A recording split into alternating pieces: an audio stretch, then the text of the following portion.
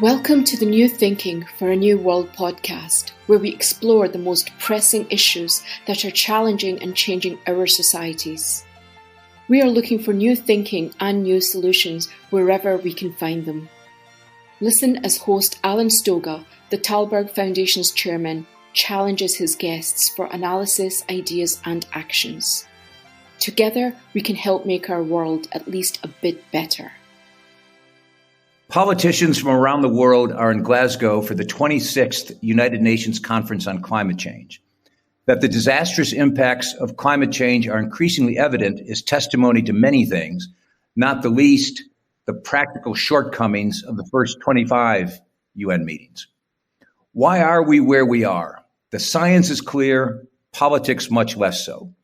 Indeed, the UN Secretary General recently declared that the emissions gap is the result of a leadership gap, insisting that they can still make this a turning point to a greener future instead of a tipping point to a climate catastrophe. But do we know what to do? Do we have the technologies in hand to decarbonize economies in ways that are compatible with how people want to live? Can we do this? Saul Griffith, Australian inventor and engineer, says the answer is emphatically yes. He has just published Electrify, an optimist playbook for our clean energy future, in which he lays out details of a plan that he argues would transform the United States from laggard to leader in the effort to change the arc of the warming climate. I want to add that Saul is a past winner of the Talberg SNF Eliasson Global Leadership Prize. Welcome, Saul. Thank you, Alan. Let's start with the big picture. How are you thinking about climate change at this point?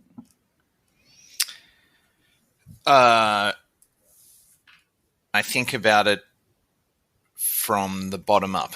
I think the history of thinking about climate change is very much the top down. So we have a problem. Let's think about sectors. Let's use sort of macroeconomics as our tools to understand it. And I don't think we've got very far with those macroeconomic tools that model sort of linear emission trajectories into the future that if we coast down them, we'll wind up at some temperature.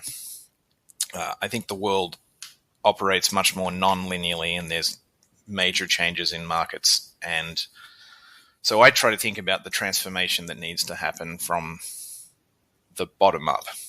And so I just finished writing a book, Electrify, which sort of details my decade journey into thinking from the bottom up. And bottom up thinking now for me goes to what do you have to do from one household to completely decarbonize that household? How does that household translate into a community, into a state, into a nation? How does it couple to the generation, renewable generation? How does it couple to industry? And it's a relief in some ways because it enables you to think about, to use the US case, the 280 million cars that we own, the 128 million houses, the 121 million households, the number of natural gas cooktops, the number of natural gas water heaters, the number of natural gas furnaces that are in them, and then the coal that feeds the electricity grid and the oil that drives the cars. That bottom-up look makes it far more concrete what the task ahead of us is. We know that if you let every single machine that burns fossil fuels that's alive on the planet today live out its natural life, that will take us to about 1.8 degrees. That means if you bought a petrol or a gasoline car last year, it will burn gasoline for 20 more years statistically. If you bought a coal plant in China last year, that coal plant will burn coal for 40 more years, et cetera, et cetera, et cetera. So thinking from the machines up now makes you understand that we need to, as quickly as possible, build the industrial capacity to make a substitution that won't burn carbon, that gives that service to people, or something that looks like the service that they're getting from their car or their water heater or their kitchen stove. And it gives you the heroic task ahead is which country can get to the scale where they can produce these machines, so that as we replace them over their natural life, we replace them with clean electric machines that are powered by wind and solar, because that's the kind of the best outcome we can plan for. We can do slightly better than 1.8 degrees if we retire coal early, and so you hear a lot of people asking for that, and that's actually in fact happening in the market. So that might bring us down to 1.7 or 1.6. And then the way we get to 1.5 degrees is via negative emissions technologies, which I think will come up in the world. But I do caution us that if you wanted to understand my perspective of how I think about COP, we spent the last 25 years fiddling the accounting on things like negative emissions to make us believe we can get there. And we've now put more negative emissions into our best case scenarios than I think is physically realizable in the time required. One of the things I've liked about your thinking since we first met a couple of years ago is that you don't seem to believe in hair shirts. And many of the people in the climate solutions, I put air quotes in the word business, do believe in hair shirts. Just stop now, just do it kinds of argument. You clearly have thought very carefully about how economies actually work, as you said, from the bottom up, top down. And you've thought precisely, which is what your book's about how to do it without burning carbon. So, simple question, how do you do it without burning carbon? How do you make this transition that clearly you believe, I believe, needs to be made sooner rather than later? So for historical reasons, we talk about economies, and actually the historical reason is worth going into. In 1973, the first energy crisis struck America. That was the Arab oil embargo. America was short 15% of the primary energy input to its economy because it didn't have any oil.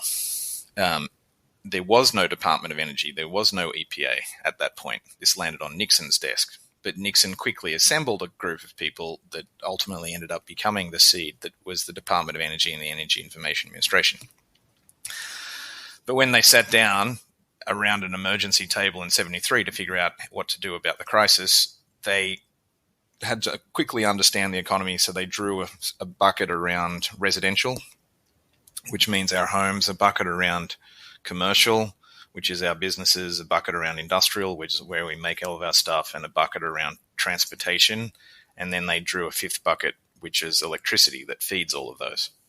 And so we've had a conversation forever about those buckets. And because of the oil crisis was a supply side crisis of 15%, the conclusion and the recommendation of the best minds at that time was, well, we solve this with efficiency. If we make all of our cars 15% more efficient, and we make all of our appliances 15% more efficient, then we won't need that oil.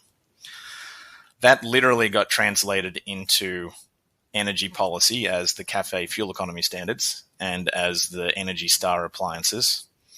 But really, the embargo resolved itself before we actually made ourselves 15% more efficient. However, that efficiency narrative, or the hair shirt narrative, has persisted in the public imagination and the environmentalist narrative ever since. So we've been trying to fight with efficiency the energy crisis problem.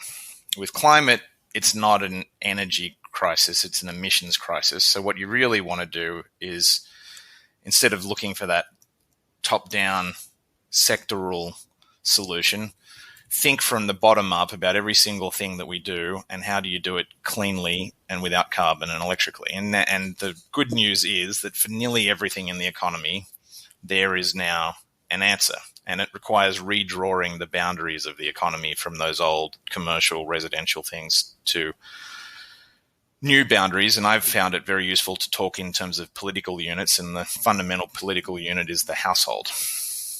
So what happens in your household? You heat your water, you heat your space. You drive, on average in the US, 1.88 cars per household. Then you use electricity for most other things. You use some natural gas for the kitchen and some natural gas. There's still 19 million gas-fired clothes dryers in the US. So we now have a substitution for every single one of those things that is acceptable to people. So we have fantastic electric induction stoves. We have heat pump water heaters that are 3 times more efficient. We have heat pumps for space heating that are 3 times more efficient. The induction stove is about twice as efficient as natural gas. And then we have electric vehicles, which use 1/3 of the energy to go the same mile as a gasoline equivalent. So all of those machines are better. And in fact, if you take that sort of ground up efficiency and you apply it to every component of the American economy, you find out that we only need half as much energy in the future as we do today, because these electrical machines are so much more efficient than the fossil fuel machines that they replace. Now, some people might think, well, isn't there some other solution apart from electrification? And the answer is, well, not really. The other options would be using biofuels, but to power all of humanity, you'd have to burn 1/4 of everything that grows every year. So that's not going to happen.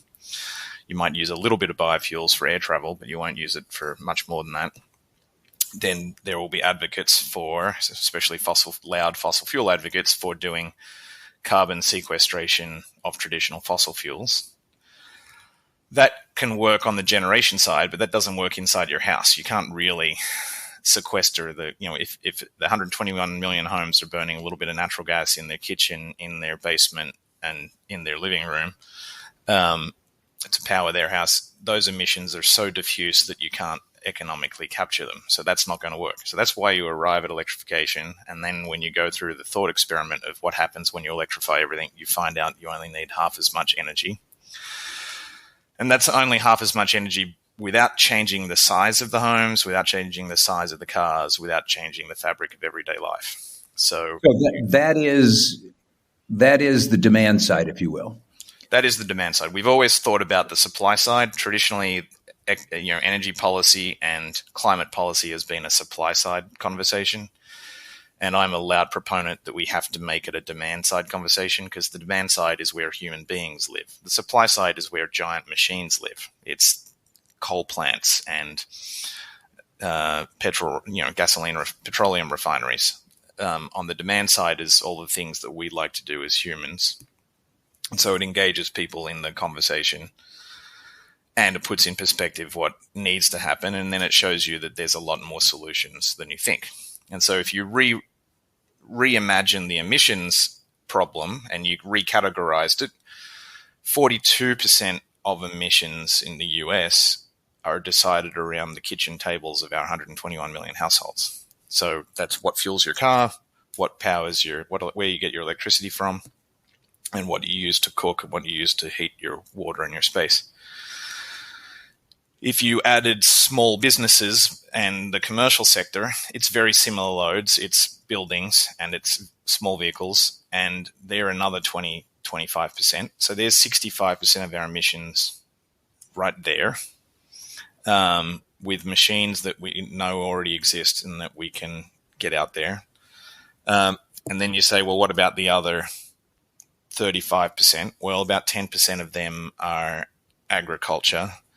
And then some of it is hard to decarbonize industry. That's steel and cement is what people mostly mean when they say hard to decarbonize industry. And then the rest of the industrial loads actually are mostly amenable to electrification also. And so that's how you get at those pieces of the problem. So if you were saying, what do we have a technology that you can go and buy off a shelf today that is a satisfactory substitute for what you already have? That addresses 65 to 75% of our emissions. And we should just be doing that right away. And it's really, in my view, a race for which country or which state can prove that that works for them first to show an example to the rest of the world. Unfortunately, there's not one country or one state where this is happening. But I can intone in a magical place where it is happening. So if you could take Norwegian vehicle policy, so they're going to have 100% electric vehicle sales by 2025, and you had Australian rooftop solar policy, which means that they've found their way to regulate and do the permitting and eliminate all of the soft costs so that solar on your roof is the cheapest electricity that anyone in the Western world gets is rooftop solar in Australia. And then if you could deploy heat pumps for water heat and space heat, as well as that is done in South Korea or Japan, then you have the magical recipe. California. Let me underline a couple of things. One, you've just more or less said that waiting for carbon sequestration at scale or waiting for green hydrogen is waiting for Godot. I think both of these things are worth painting a little bit more of the reasoning about, so that I think these two ideas are pervading the climate conversation globally. They're in the public conversation, and roughly no one knows what they mean. Let's talk about them both quickly. So let's talk about carbon sequestration, negative emissions, and this idea of net zero 2050. Starting in the early 2000s, it was already obvious that we probably had to have some negative emissions. And so some people thought about how you would grow biological matter, and then you would do carbon sequestration on top. And that was called BECCS, bioenergy with carbon sequestration. And you can make that work out in your mind. So you take huge amounts of land, you grow something, you burn it every year, and you capture that carbon and you sink it into the ground. And that actually is a negative emission. So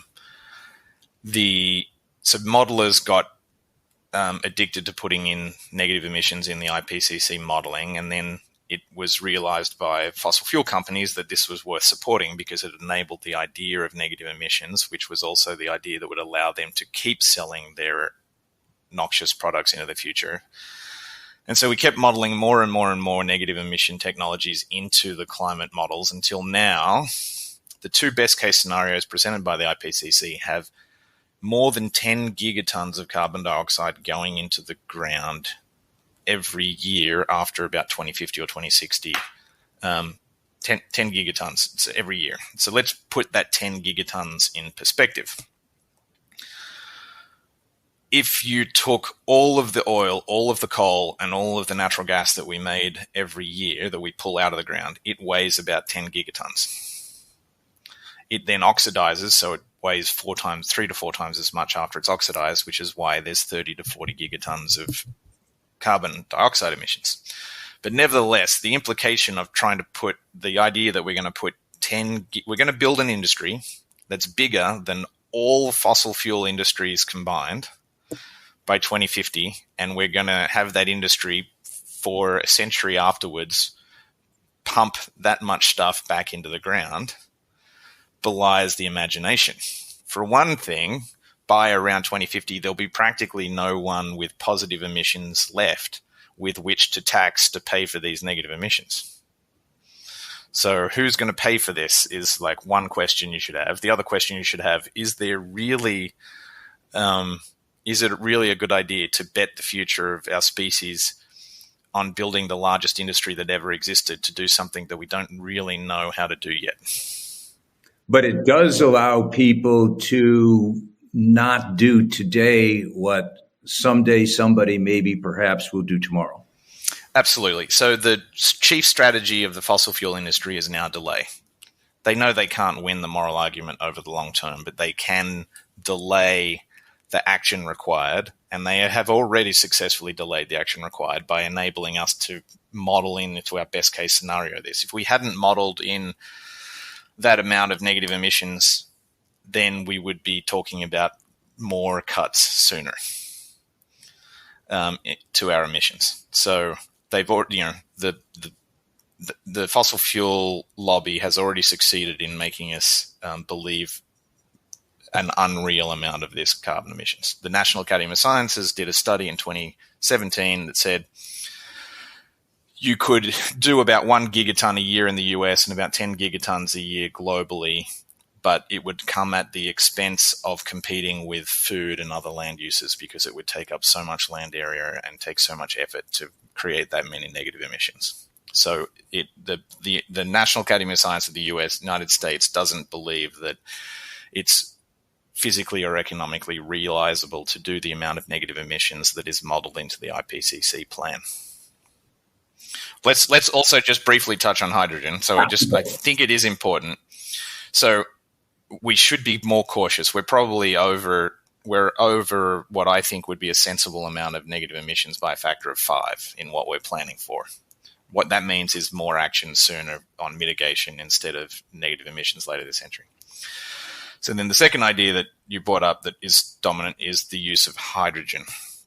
Let's talk very frankly about hydrogen. Hydrogen is actually an electrification strategy because the only clean hydrogen is hydrogen that starts with green electricity produced with wind or solar or hydroelectricity. But so hydrogen is a battery for an electric world. The problem is it's not a very good battery. When you create hydrogen from electrolysis in a realizable machine that you can build, it's about 70% efficient. You then, because hydrogen is a diffuse gas, you have to compress that gas, and it takes about 15% of the energy in the gas to compress it. So you lose another 15%. Then to get it back into electrons to use it again or to burn it to create heat, you only get about 50 or 60% of the energy content out. All told, you only get about 1/3 of the energy back that you started with. Whereas if you just take electricity and put it in a battery, you get 90, and take it back out again, you get 95% of it back. So the implication is if we want to do a large portion of the world's energy supply with hydrogen, is that we need to build 2 to 3 times as many wind turbines, 2 to 3 times as many solar cells. This idea is championed by the fossil fuel companies because all of the world's hydrogen today is made from natural gas as a byproduct. So if they continue to make us think that hydrogen is going to be the answer, they can continue to believe that they're going to save the day because they know how to make hydrogen, except they make dirty hydrogen, not green hydrogen.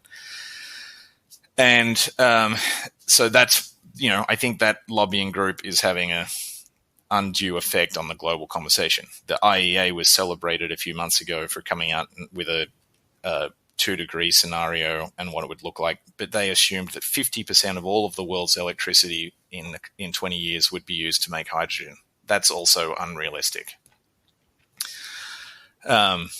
So given that you're going to run out of places to put windmills and solar cells, I think we're going to, pure economics is going to just say less hydrogen, not more. There will be some, it will be useful in some industries, niches like steel, niches like ammonia for fertilizer, but it's not going to be the lingua franca of the future energy supply. It will be a bit player. The main player will be electricity. So in terms of generating the electricity that you will need to power this Electrify Everything strategy, which is a great bumper sticker, by the way. Yeah.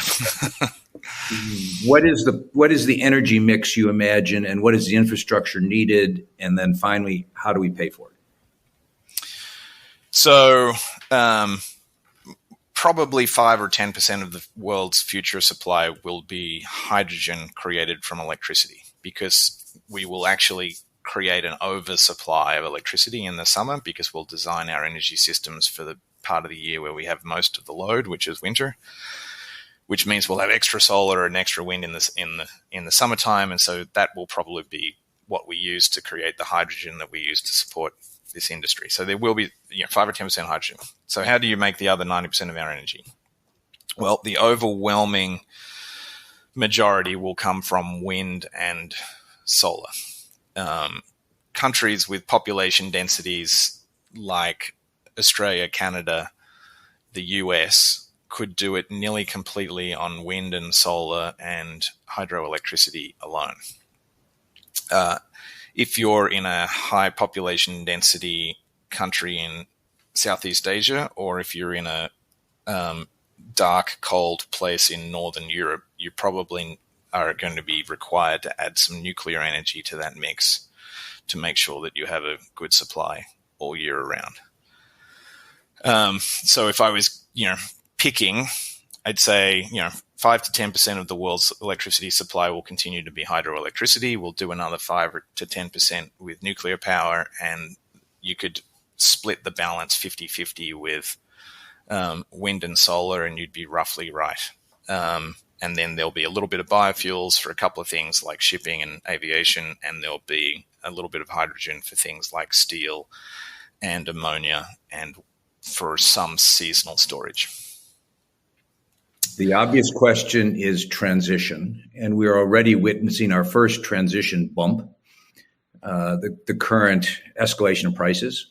Whether the transition is engineered or accidental is a different issue. But this will be blamed. This transition bump is not the fault of renewables or the transition. It's the fault of a larger supply chain, COVID, other issues. But it will be blamed upon renewables.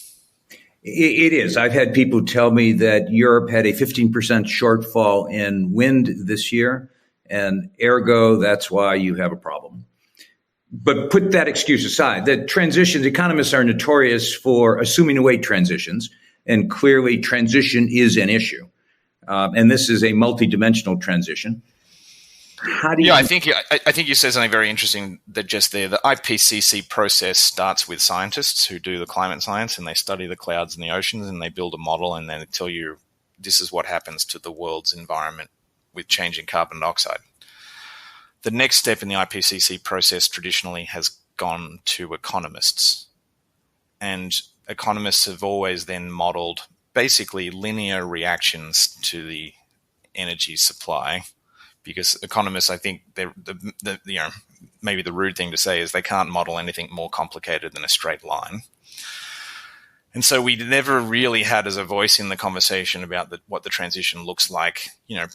Engineers and people who design infrastructure and people who think about nonlinear transitions as you go through certain points. Let's think about one of the nonlinear transitions we're going to go through.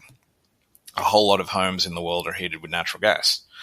You start electrifying all of that home heat, and with every electrical house you add to that network, you take one house off gas, but you still have to maintain the same network of natural gas pipelines. So that incrementally, the natural gas gets more expensive for every person who remains on natural gas. How do you plan a transition so that when you're halfway through that, the economics of natural gas doesn't collapse overnight, and you can't quickly enough get the electrification of the last 50% of the houses on the gas line? Another analogy will be, how do you, as you get to 50% electric cars on the road, you're going to ruin the economics of an awful lot of gas stations. And so then the gas stations become more scarce, and then eventually you're in a situation when maybe there's not enough gas stations to support the remaining 20% of vehicles. So what happens at these transitions? So just sort of by necessity, the transition is going to be a little bit nonlinear. And then honestly, the big nonlinearity as soon as you get to economic parity with the incumbent. So this is what's being seen in Australia, and it's absolutely remarkable. The rooftop solar is so cheap that it's about 5 or 6 cents a kilowatt hour. In the next couple of years, batteries will only cost 5 to 10 cents per kilowatt hour. And so your solar plus a battery will be cheaper than the electricity grid can deliver electricity in every zip code in Australia. That will eventually happen in the US and largely throughout the world. So you now see in some locations in Australia, 50% of homes have solar on their roof. So many that the grid can't really manage what happens at noon when all of those solar cells on the roofs are trying to feed electricity back into the grid, because the grid wasn't designed as a two-way street that was meant to take that much electricity back. And that's a problem until there's enough batteries to support it. So everywhere you look through the physical infrastructure of this transition, there's going to be nonlinear events where the economics flip and all of a sudden everyone buys solar on their roof, or where, as you try to transition off a fossil fuel, it creates sort of economic troubles and labor troubles right there. So I'm not sure what the grand point is, other than you can't really model these things as straight lines. And actually, I think there's a little bit of room for optimism here, because all of the predictions of the IPCC of what outcome we get are based on roughly linear transitions, but it's going to be non-linear.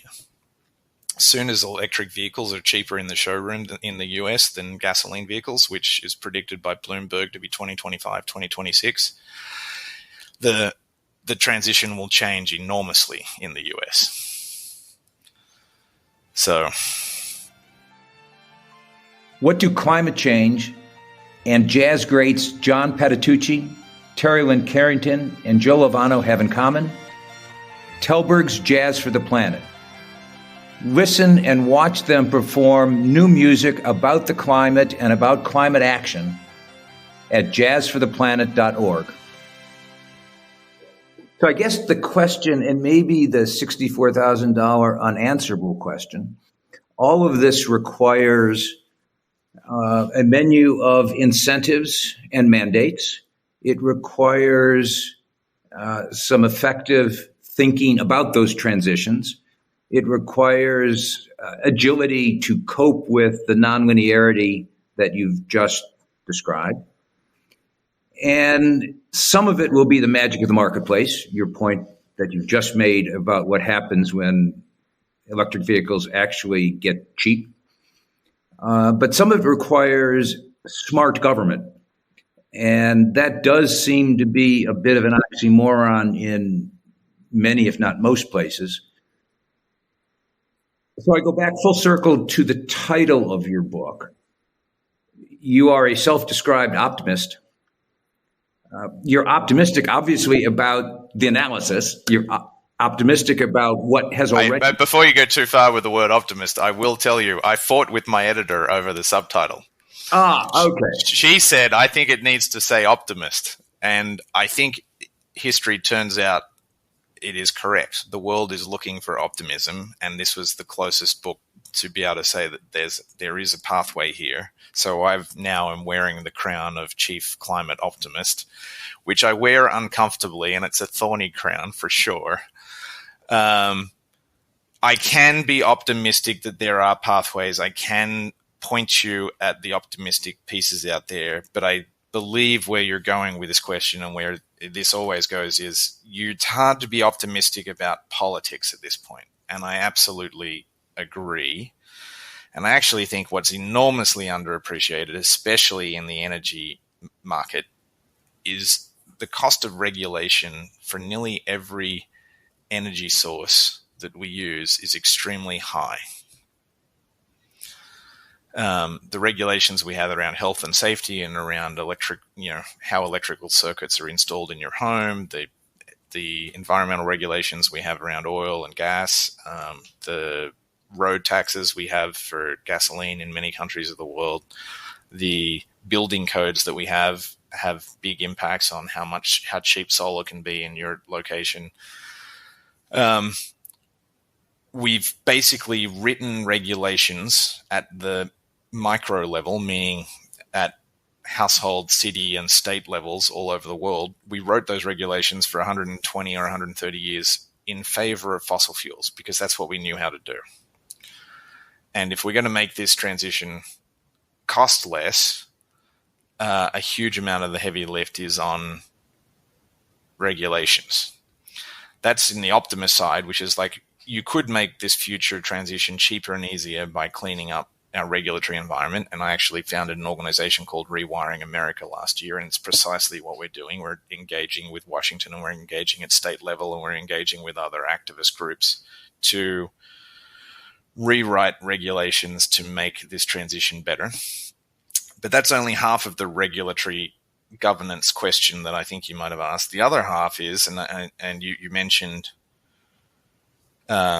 mandates. Well, there is mandating, like there are places like the city of Berkeley that has mandated no natural gas in new homes. California is going to adopt that, so you're not allowed to install natural gas in newly built homes. So there is a place for those mandates. Mandates are hard fought. But if you wanted to know what I really worry about is the economics looks like it's going to be in for most Western countries in about 2025. And what I mean by the economics, for the small business or the home that's making decisions about how to heat their home and how to do their mobility, how to get transported around, the electric solutions will be economic. But by very definition, they're expensive up front and they require good credit. And that good credit is really only available to the top 50% of households in the US, for example, just if you're roughly dividing. So I think the other big regulatory governance issue comes from this question. This statement, you can't half solve climate change. You don't solve climate change if only the 50% of the wealthiest households can afford the transition. And in fact, if you're looking for a way to create civil war and unrest, you make it look like these smug, wealthy people are doing a great job and they can afford the future, but the other half can't afford the future. So I actually think the very, very, very hard regulatory governance question is, how do you make this a fair transition, an equitable transition, so that all of the lower 50% of income of households can afford these sort of technological wonders that allow us to live carbon free? Well, you define it. The answer to the question is, in a sense, clear. You've just given it. You define it exactly as you just did. You can't have a 50% solution because that devalues that 50% pretty fast. Yes. Let's leave it there. Thank you very much. I think this is something that this is a conversation that people need to hear, because we are way too caught up on waiting for the technological Hail Mary pass, waiting for geoengineering, waiting for some mystical solution. And the moral of your story is, stop waiting, start doing. I certainly wouldn't bet the future of my household on winning the lottery. I don't think many people would. I don't think people would bet their children's health or education on something they didn't know was very, very high likelihood. And so I think it's discouraging that we are waiting for these miracles. And I think miracles are exciting and miracles get press. And, we have the moonshot dialogue of Silicon Valley is pervasive. And I think we need to just say, well, actually, let's focus on the things that we know how to do right now. It's 80, like I said in the beginning, 75% of the problem is things that we have control of over as individuals with technologies that already exist. And most of the things that we talk about as hard are going to succumb to just the grinding good engineering work of the next decade. We will make steel without hydrogen. There's already without coal. There's already pilot plants in Europe, and there's pilot processes in North America to make steel without any emissions. Same with, we can figure out how to make ammonia. So I think we actually can squint and see the answer for close to 95% of emissions from where we are, and we should just be focusing our work on doing it and deployment, and on the bigger and harder question in my mind, which is, how do we finance this? How do we change the tools of banking so that everyone can afford to come along? And that is doable, but it's also another conversation. So thank you very much, Paul. And indeed, I can think of, a few hundred people that desperately need to read this book yesterday. So thanks a lot. Thanks for the book. Okay, my pleasure. Thanks, Alan. Thank you for joining us. Please rate our show on Apple Podcast and subscribe. Meanwhile, you can find us on Facebook, Twitter, and Instagram.